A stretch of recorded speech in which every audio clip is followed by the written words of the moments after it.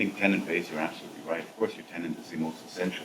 And I think your investment strategy is sound if you have a 98% leasing situation like we do. So, yeah, there we go. So we're doing everything right, at least.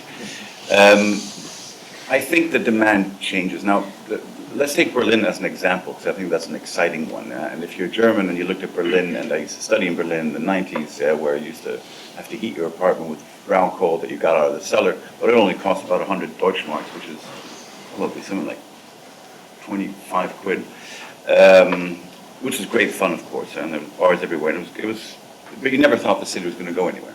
And you didn't really believe that until about 10 years ago. And I was in Berlin last week on a press conference, and it is amazing how the city has changed yet again.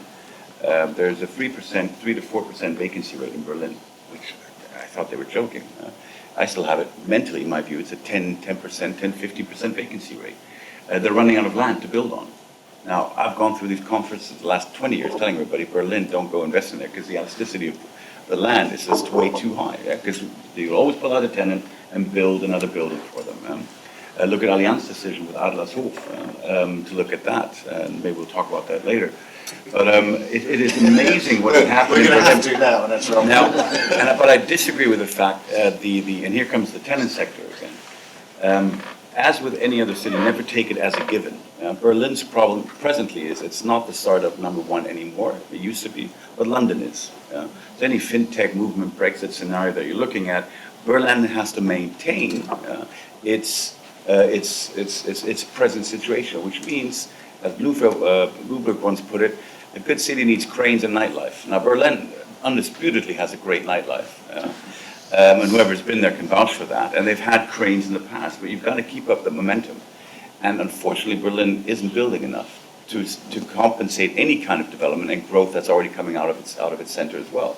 And the IT or TNT sector is not 25% of the leasing scenarios. And what you have is, you presently have waiting queues for space in Berlin, which just blows my mind, because it's unbelievable how that city has changed. So any Brexit influence, fintechs wanting to move to Berlin because they love the city has to supply the office infrastructure to absorb them, also on the residential side. So there's natural constraints. And again, look at the tenants. There isn't an issue that these modern companies that are the true growth drivers of Europe, if it ever comes to that, and coming out of the US and Asia, they will easily, unlike our system and our banking stuff, moving 10,000 people is a nightmare for any bank manager. Yeah?